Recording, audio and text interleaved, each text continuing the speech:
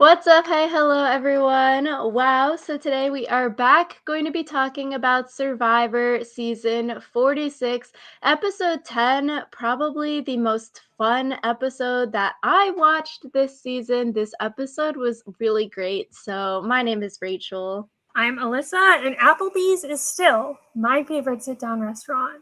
I feel like Applebee's was the star of this episode, and it was just great to hear so much about Applebee's. Literally, this episode was so funny. It was basically a huge Applebee's ad. Like, take a shot every time someone says Applebee's or talks about that bourbon burger. It was amazing, literally. We need to see more people in Survivor fight over the game. Like, for real, this was really great because they're fighting about some kind of game mechanic. It's not like a personal, really vindictive, mean spirited fight, but like they're fighting because of the game. So, this is awesome. This is the greatest, and I feel like one thing that's worth pointing out is that part of the reason the season is so great is because there's not like 101 advantages, there's not like 101 idols. Well, I guess there's been a lot of idols, but no one's been playing them. But I think that it's been really great because a lot of times we've been saying, like, just let the players play, just let the players play. And now that the players are playing, it is so messy, and I love it. I think Liz is probably gonna beat out Karishma for like Applebee's queen. The memes online after this episode are just so funny. I'm like, this is going to go down as an all-time Survivor moment, fighting over these like the Applebee's reward. It's just so good. It reminds like it's Burger Gate. Reminds me low key of Austin's sandwich from last season, but Liz is like 10 times more wackadoodling here. Yeah, and I feel like it's just, oh my god. Liz was just so much, and I've already seen a copy pasta of like her little like spiel going around the internet, and it's so great. Especially because Liz was like raging and raging and raging, and then she was like, Liz, you voted for me yesterday. Like, why am I gonna take you with me? So God bless her. The rage was brilliant. It's just so funny, this entire episode. So we start at the nighttime after the aftermath of last week when Hunter got voted out. Liz was mad that she wasn't brought in on the split vote plan. And then in confessional, she says, "What the heck, you hoe bags?" So this is the start of Liz's breakout episode where she is going to rule this episode with her one-liners and wackadoodling. Like, this was the start of it. Yeah, this is definitely the start. I wonder if anyone heard her giving that confessional just because, like, she didn't say it quietly. I just imagine her, like, out in the trees giving this confessional, and then someone else hears her just randomly shout, "Oh, thanks." Because later this episode, we see her, like, yelling on the beach, and Venus is like, "Oh, that's just Liz groaning." So, like, does someone hear Liz, like, screaming "hoe bags"? And it's like, oh, that's just Liz being Liz. I loved that line. That's just Liz groaning. Like, no need to worry. She's just groaning over there, really That's loud. just Liz. Groaning. So we also got some answers from last week. There was that split vote plan on Hunter, which I guess we were speculating last week because people were split and we were like, okay, why did Kenzie and Tiffany vote different ways? Now we got some answers. There was this plan. And like we said last week, we thought that the people that were bluffing straight to Hunter's face, they did a really, really good job. So we got some confirmation of that going back to watch last week. Their poker faces, A+ for all of them, tricking Hunter. Yeah, I think it's interesting. They aren't really sure now whether or not Hunter had an idol because they're like, oh, if he had an idol, then he definitely should have played it. But Venus, once again, had a good read, even if people weren't listening to her about the fact that, like, no, we were just too good at bluffing and he didn't play it because he was overconfident. The Q smokescreen is too good. Like we saw it last week with Hunter, it's basically used again this week, and then another person goes home with an idol in their pocket, which just makes this week so much more funny because it's like a continuation of last week. Like, it rhymed. So Yeah. So we also see Maria go down and talk to Q at the beach. Good for Maria. Maria, similar to Liz, also had a breakout episode this week in a different direction from Liz, potentially. Maria on the up and up. This was a good social move by her, and we see it pay off this episode where Q and Maria are working together, are voting together. Maybe, like Maria said, she's going to start using Q. And I feel like this is Survivor 101. You got to go and console and talk to the person who's on the outs, sitting alone at the beach. Maybe they're moping or crying out there. Like we've seen it time and time again. Like you've got to go to that person that's alone on the beach because then they're basically in your pocket next time or they really like you. Mm-hmm. And I feel like it really worked out for Maria because Q is useful in multiple ways because of the Q smokescreen. Like she can just tell other people, like, no, I'm voting for Q, but then also she has Q's vote. So I feel like this was a good move for Maria. It's also interesting because Maria has like slowly been creeping to be more and more visible, where like they were talking this episode about like, oh yeah, last week we had this plan that we put on hold to put out Tiff, and now like I feel like Maria's like slowly increasing her screen time, which is less of a red flag to me than if someone like has no screen time at all and then suddenly is like running the game, because that's how you know that they're about to get voted out. So I think that Maria is definitely like beginning to ramp up her end game strategy, and I'd be interested to see how that's going to go for her. I agree. And it's like what we said with Venus's target, Q's target after he tried to quit, and potentially Liz's target this week. Like they've all done stuff that made their target so big that they're no longer a threat anymore. So Maria sees it like, okay, no one wants to vote for Q at the end. Maybe if he's a little bit more rational and less wackadoodly, I can use him. Similar to Tiffany seeing, hey, let's not waste the vote on Venus and let's vote someone else out here. Maybe now, after Liz's meltdown and all that this episode, people are like, okay, let's bring Liz to the end because people might not want to vote for her. But I would then argue you can't have three people in Q, Venus, and Liz all taking up that like non-winner spot. I feel like you still have to vote some of them out that aren't useful for your game. Otherwise, they're taking up all the seats at Final Tribal Council. Yeah, I've seen a lot of people joking about Final Tribal being Q, Venus, and Liz. So that would be interesting. I feel like right now, Liz might be the biggest threat of the three of them as far as just like her outburst this week did not make her look very good. And I think Q also during Final Tribal, he was like, hey, I can just put out a name. And like, if people aren't going to agree with that name, like, I've done all I can do. So I feel like he portrayed himself as more rational, at least in this tribal.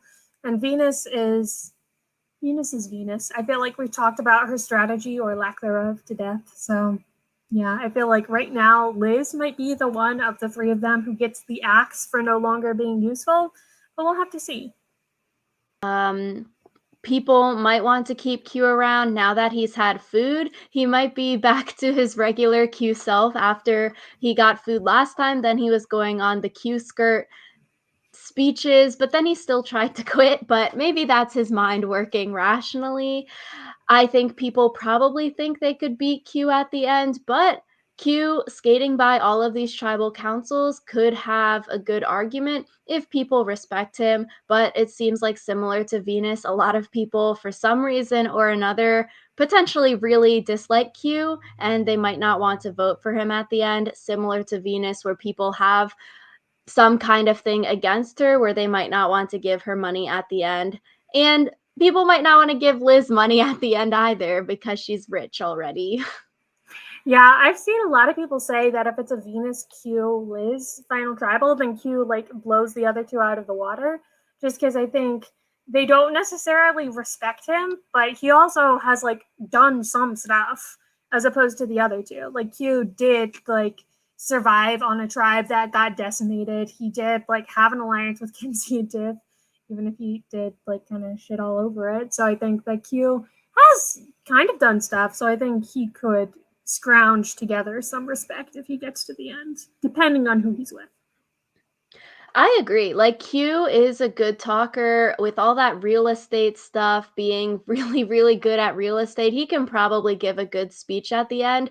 And honestly, if like people like Ben and other people don't necessarily like him, if he could try to persuade you with that speech at the end. And I think, like you're saying, he has a lot of good talking points. And for me, if I were on the jury, him skating by all of these votes where his name is being used as the smokescreen. All these people didn't play their hidden immunity idols because everyone and him were so good at faking that Q was the one going home. That's sort of impressive. Like his name has been on the chopping block for a little couple episodes, and yet he's not winning immunity and he's not going home. Yeah, I feel like that could be a really good argument at Final Tribal. You guys had so many opportunities to take me out, and you never did.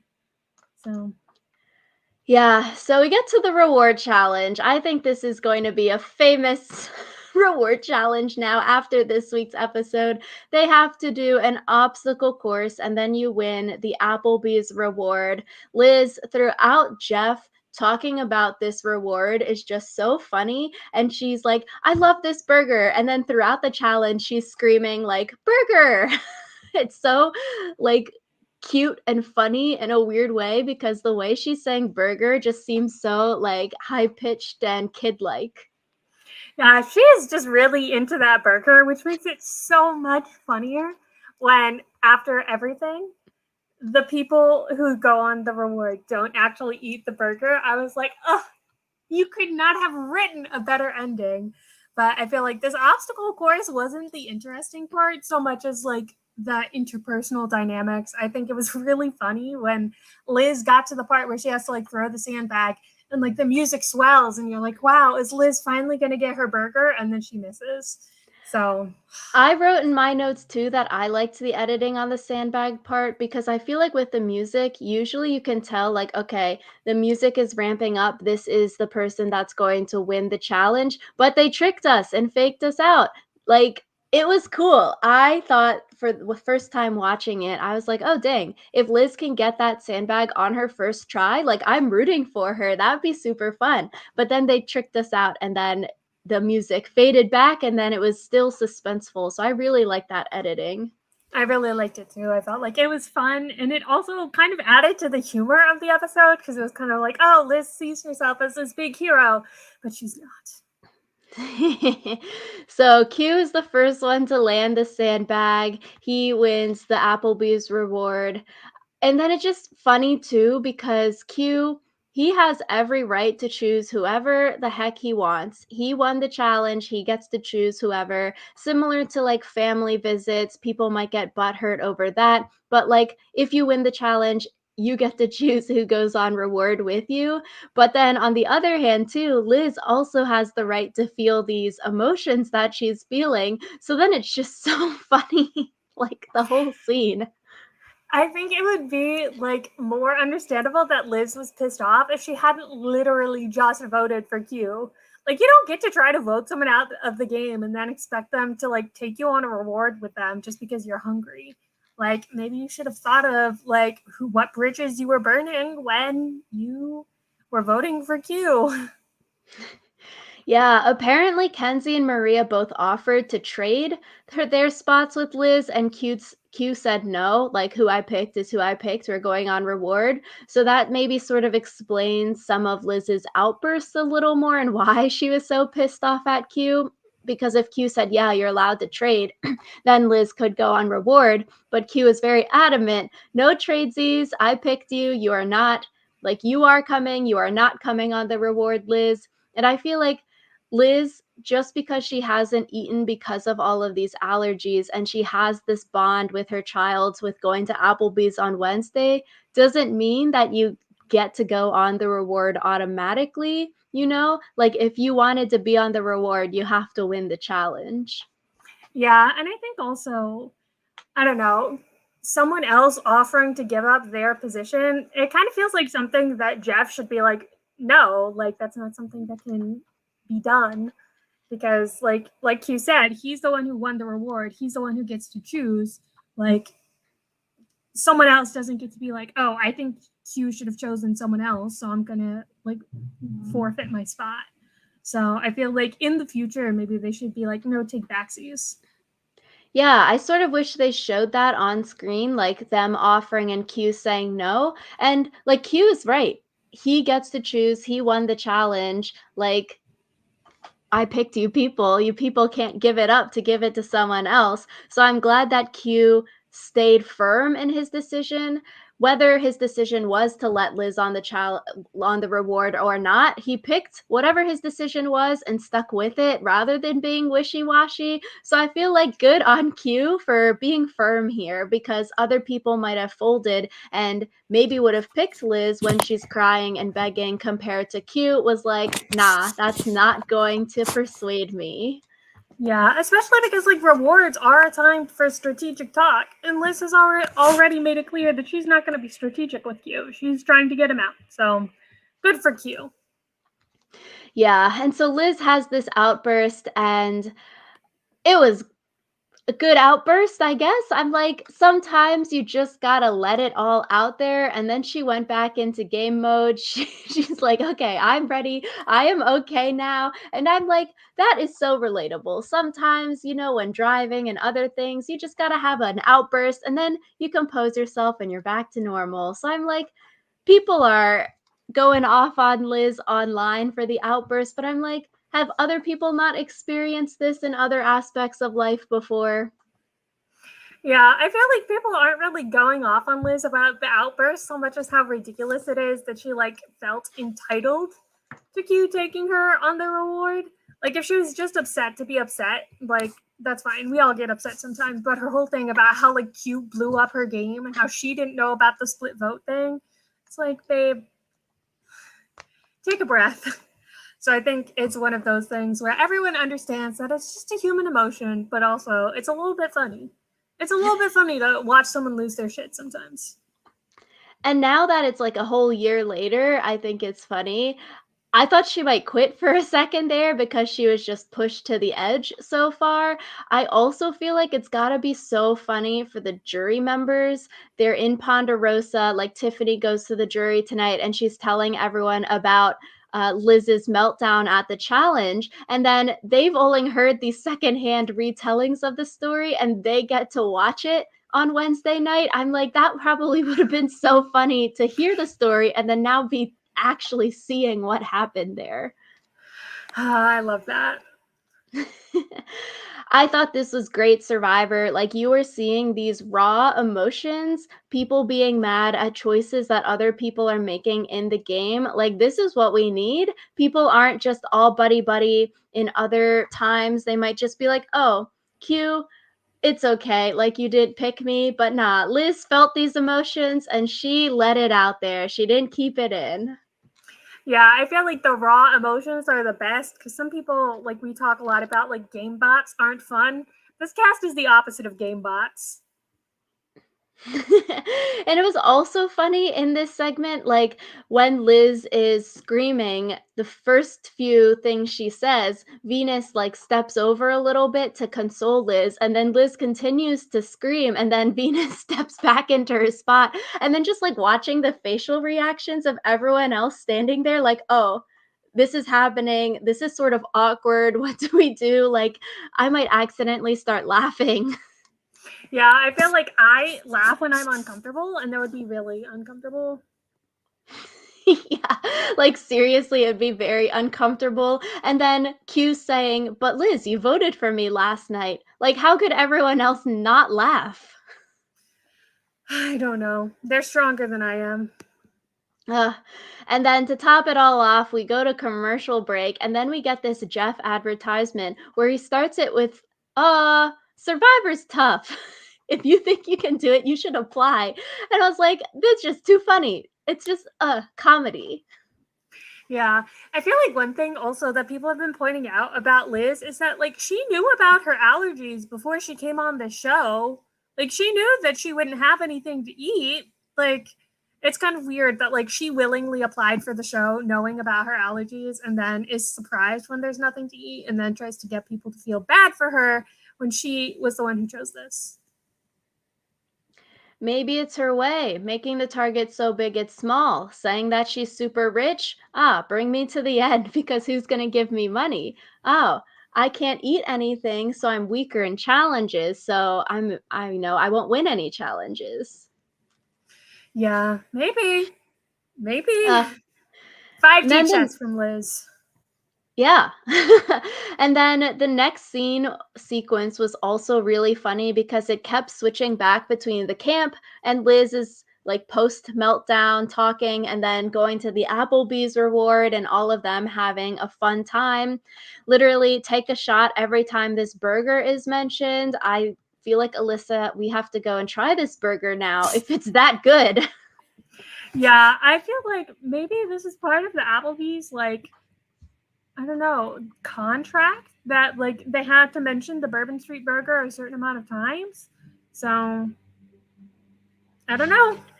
They got their money's worth because it's probably being talked about a lot, or like clips of Liz are probably going around, like Jelinski's several is coming into the lexicon. I feel like people are going to mention the burger and Liz screaming, I'm so pissed. Yeah, this season has been so memeable and it's just great. Yeah. We see Ben being sort of angry for Liz in confessional. That also felt like an ad because then he was saying like the full name of the burger and then repeating Liz's backstory with her kid and the burger and Applebee's. It was just the whole episode was like an ad. Yeah. I will say Ben, like, calling Q a villain felt kind of out of place because I was like, Ben, my dude, what's going on? Because I feel like Ben is so chill and like Q's choosing not to bring Liz with him was like, I can see why people wouldn't like that choice, but also I don't think it makes Q a villain for not wanting to bring someone on a reward who tried to vote him out.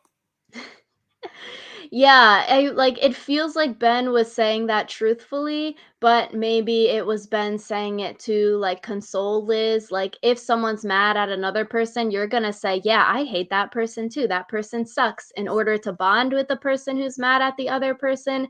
But given Ben's confessionals and like him talking about Q, it seems like Ben just really dislikes Q.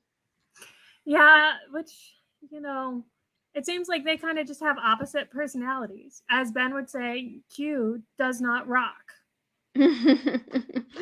And then the people on the reward, they don't even eat the burger. And then they come back to camp and they're telling everyone that they didn't eat the burger, which then triggers Liz again. It's just so funny. I wonder if they were like thinking about the fact that she would be able to hear them when they're like, oh, I didn't even eat the burger. Because that kind of just feels like insult to injury. Yeah, like, is it them doing it on purpose because they thought it'd be funny to, like, rub it in her face, or is it just lack of social tact? Because if it's like, "Okay, you're playing a social game, if I didn't eat the burger, I would not mention that to Liz at all, and I'd be like, yeah, I tried it. I took a few bites. It was really, really good. Sorry you couldn't go on the reward." I wouldn't be shouting it for everyone to hear that no one ate the burger. I just wouldn't have mentioned the burger at all because I feel like going to Liz and being like, oh, yeah, I ate the burger. It was great. Sorry you weren't there. It could feel like rubbing it in her face. Like, just don't mention the burger. You don't need to like give everyone a play by play. Like, Charlie was like, I don't need to know all of the details, but I do want to hear something. I would just be like, the food was really good. And that would be all the details I gave. Yeah. So we also see Kenzie and Tiffany. They still don't want to work with Q. The Applebee's meal isn't going to work on them. Good for them, sticking to their guns because sometimes people get taken on rewards and then they forgive the person that took them on the reward. Although, in this case, considering Tiffany gets voted out at the end of the episode, maybe they should have tried to reconcile things with Q. Yeah, I feel like Maria like had the right take when she was like, as soon as Q leaves, they started talking about like not wanting to work with him, and she was kind of just like, "What the heck?" So I feel like that definitely is a "what the heck" moment of like, someone's offering you an olive branch, saying they want to be your number, and you're just not going to take it. Can't be wined and dined. So then we also see Liz apologizing to Q. Good for her game because you'd rather like just apologize, even if you're lying about it, rather than making it super awkward between them two back at camp. I feel like this is very good of Liz because sometimes we see in Survivor, people should be apologizing. You should be putting it underneath the bridge. You should be moving forward. Whether you're lying or truthful, but some people just can't get over that fact and they're like, I hate that person. I'm never going to talk to them. And you're just burning the bridge. So at least here, Liz is in the game and she's willing to fake apologize just for the game. I do wonder if anyone actually bought Liz's apology because I don't think we really got Q's reaction to her apologizing to him. Like we heard what he said back to her, but we didn't hear him being like, "Oh no, that's BS." Or like, "I actually do believe Liz." So I feel like that would have been interesting, whether or not she actually or he actually believes her. Yeah, I guess there was a confessional after from Q where he's saying like she can keep the apology. It doesn't really matter. So it seems like both of them are just fake nice for the outside perspective. Ah, we've apologized. We're going to fake nice, but they're probably still low key on the hater train of each other. Yeah, I guess I didn't really think about that as being like a reaction to her apology because like she can keep her apology doesn't really say whether or not he believes it's true. So Mm. So we get to the immunity challenge. You have to hold up a bucket with 25% of your pre-weight body weight. And then we get into the rice negotiations. Again, this felt like it was just for Liz basically because nobody here again was stepping out for the group rice. Just Liz steps out for the individual rice because she hasn't eaten. It feels like the producers want to make sure Liz doesn't die out there, so they put this in just for her. yeah, people did say that they thought maybe it was planned after they lost or not lost after they forfeited the original rice reward and they kind of just were like, okay, let's try to give it to them again and see what will happen. But I don't know. I've seen a lot of mixed opinions about this because some people are like, again, Liz knew what she was signing up for when she like came onto Survivor. Like they shouldn't be spoon feeding her or like offering her extra rewards or not even extra, but like offering her something different than they would have offered otherwise just because she's hungry. Because she made this choice. She made her bed and she has to lie in it. Yeah, I guess it is difficult because it is the first season that they didn't negotiate and get the rice. So then maybe production is like, oh crap, we thought people would have taken the rice and then everyone would have been fed kind of thing. And then it also could just go back to the fact, like, why do we need to give them such measly supplies that people are like starving literally out there and potentially being very, very unhealthy because they're not eating? Like, why not just give them the regular amount of rice to start the season, go back to the old ways and not the new era, no food, no supplies? Yeah, I don't know. I think also, though, a lot of people have been calling into question whether or not Liz has actually eaten nothing because people are saying that, like, oh, Tevin and Hunter were both fishing and crabbing. And so, like, she did have fish and crabs. So, this whole, like, I haven't eaten since the merge thing might just be hyperbole to make people feel bad for Liz. So, then it's also kind of like there is enough food on the island that, like, they're never going to be like not hungry because it's Survivor, but there's not so little food on the island that they can't survive without the rice. Yeah, I feel like it's difficult. I've seen that online, and then it's like, okay, Tevin voted out, Hunter voted out. So then it's like her providers in Hunter and Tevin are gone now, and people are like, okay, Liz shouldn't have voted out Tevin because he was helping get her food and stuff like that. But then it's like, okay, it still is the game. So after those two got voted out, then maybe her food supply from the crabs and stuff is less because we haven't seen anyone else go like fishing or things like that. You do wonder though, like a lot of early Survivor people were kept around because they could fish, because they could crab, and maybe people this season should have thought about that, especially if they're people who can't eat coconut. So Q drops in the challenge, and then everyone but Charlie and Tiffany drop in the challenge. So it's another duel between Charlie and someone else. I thought the editing of the Q bucket drop was good. There was like the slow-mo shot and then the bucket dropping and cracking the plate and then Q's reaction. I thought that was really good. And Q knows he's on the bottom, so I do wonder if he then noticed, like, okay, Kenzie and Maria drop shortly thereafter. He drops. Like, I would be a little peeved off. Yeah, I would be a little peeved off too. Like you said, I also really enjoyed that editing. I feel like this episode was one of the best edited episodes this season.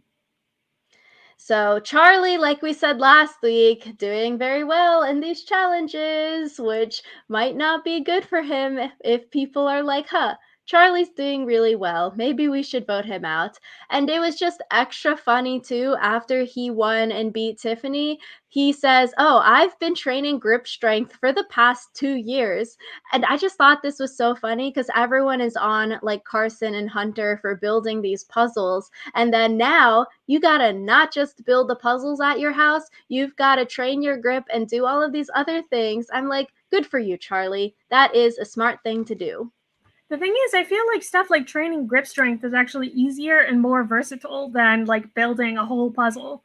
Because, like, yeah, building puzzles can make you better at doing puzzles, but like grip strength is applicable in a lot of different challenges. So good on Charlie. I feel like he hasn't really come up as a threat, even though he's now won 2 challenges in a row. But maybe people keep him around at least until Q gets voted out because they need someone who's going to be able to beat Q if they want someone if they want to be able to vote Q out. And I'm not sure if anyone else left would be able to beat Q easily. So maybe Charlie sticks around just because he is a quote unquote challenge threat that they need to keep their options open as far as the Q screen. Yeah, in addition, I would say like to training puzzles, training your grip, training your just general athleticism, like we've seen, okay, running, jumping, endurance, swimming. All of those things are also good things to train that people don't necessarily talk about because they come more naturally, and maybe you train like running less because it's just generally athletic abilities in order to run. But I think it is interesting with like specifically doing grip strength stuff, like you were saying, dead hangs, the squeezy things. I'm like, okay, a lot of people are doing this nowadays because of rock climbing being so popular. And then I was thinking like lifting too would help with that grip strength, similar to rock climbing. So I'm like, once we get these nerd rock climbers on the show, they're going to be really good at these challenges. Yeah, I mean, Jay Starrett was a rock climber, right? And he had that grip strength. Am I making that up? I feel like that came up on his episode or his first season of the challenge, the fact that he had good grip strength. So Yeah. if you want to do well in Survivor, maybe you don't need to train the huge puzzles. Maybe you just need to train basic skills. So Charlie wins. It'll be interesting to see in the coming weeks whether people do want to vote him out because of the challenge prowess, or like what you were saying, do we need to keep him around a little bit just so that he can beat Q? Yeah, so we'll have to see. I like Charlie, though. I feel like he could go far. I agree. So we then go back to camp. We see Kenzie basically backing out of her plan of voting Tiffany out and backstabbing her number one ally. It was very, very interesting because Kenzie, we've seen her say, like, oh, me and Tiffany have been together from the start. We're making all of the same moves. I need to differentiate myself from her. And then I'm like, damn, you shouldn't have gotten cold feet on the plan because now Maria is getting all the credit for this. Maria and Charlie getting all of the credit. Maria, like, they take your plan, leave you out of it, and they get the resume move. It's gotta suck. I mean, they didn't leave her out of it. She left herself out of it. I feel like I would feel worse for Kenzie if Kenzie like floated the like, oh, let's do Tiff idea, And then Maria was like, no, no, no, it's not time to do Tiff yet. And then went and got Tiff out anyway. But since Kenzie was the one who was like, I just don't think it's the right time, I feel like that for me makes it kind of like, it's your own fault. Like, it doesn't matter if like they should have waited for you to be ready or whatever. So I feel like good on Maria for still doing it, even though Kenzie backed out. True. I could see Kenzie or someone in like Kenzie's position being a little bit butthurt because everything is all based on ego. Kenzie would be like, yo, this was my plan. You guys stole my plan, even though technically she backed out of her own plan. But with the ego driving things, I would be a little butthurt. Like, yo, you guys took my plan, but didn't tell me you were voting that way. I would have voted Tiffany out if you told me. But then, you can't really say that because then they'll just come back and be like, yo, you said you didn't want to do it anymore. But secretly, deep down, Kenzie's probably kicking herself by not being a part of this move because, like she said, this has been a great move to have on her resume of trying and successfully voting out your number one ally. And we're getting down to the nitty gritty. Voting your number one ally out with an idol in their pocket as well would look really good, and now she missed her chance. I do wonder what Kenzie is going to try to do instead to build her resume, because she can't just like not build her resume. So I wonder what her next like thing is going to be to try to make up for the fact that she didn't get to vote out Tiff. Yeah, it's like you can't really replace the let me vote out my number one ally move because your number one ally is gone. Mm-hmm. So Maria has this great line. She's like, okay, we can't keep waiting. I might have to run the red light, which ends up being the title of this episode. So then I was like, okay, Maria's move is probably going to work because she named the episode. Yeah, probably. I didn't really understand her metaphor with the red light, but like, good for her. Yeah, we see Maria working it this episode. We see her talking with Kenzie backing out. Then she goes up to Q and floats Tiff's name. Q's on board. She's talking with Ben and Charlie. Everyone's on board. Maria is like the driving force that we see behind this vote and like narrating it, getting confessionals, where it's really interesting because I feel like we usually see a lot more of Charlie in the Maria Charlie duo. Like Charlie is the one we see talking to other people. Charlie is the one getting the confessionals and narrating it. So it's interesting to see Maria getting that screen time for this vote. Yeah, it could be because Charlie's the one who won immunity, and so they kind of want to give them both equal-ish screen time. I guess not even equal-ish, but maybe it's because we've seen so much of Charlie that they're kind of ramping up Maria if Maria is going to be like a major contender in the next couple of episodes. Yeah, and then we see Charlie say we should bring Liz in to get the majority of the votes. We can't trust Venus.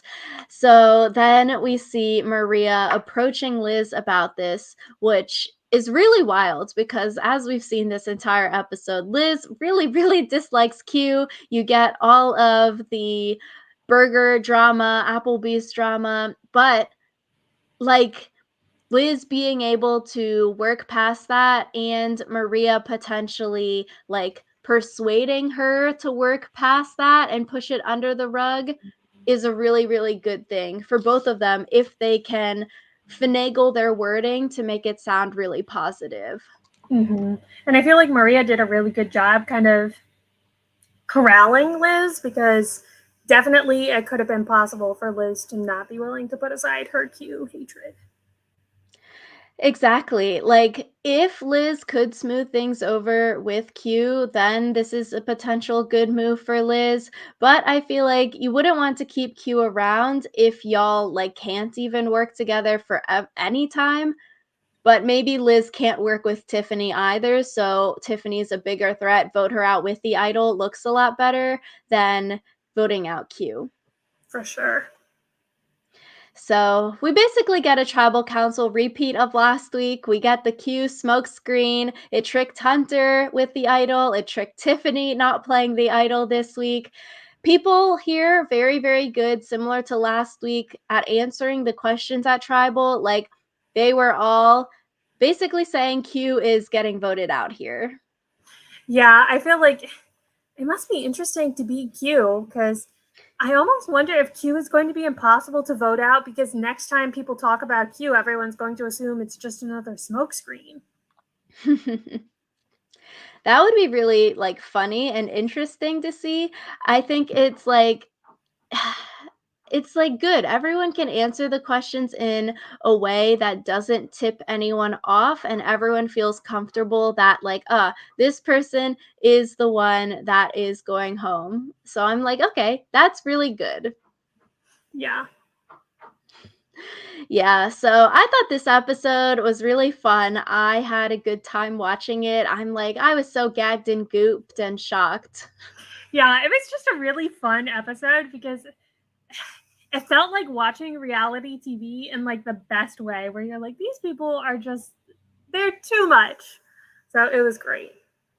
Yeah, so let us know in the comments down below what you thought of this episode. Do you think Q should have brought Liz on the reward, or was he valid in not choosing to bring her on the reward? What did you think of Liz's breakdown this episode? Do you think that she's going to get voted off soon because of this outburst or not? Did you go to Applebee's and try this bourbon burger that was brought up so many times this episode? Let us know in the comments down below. Thank you all for watching, and we will see you all next week.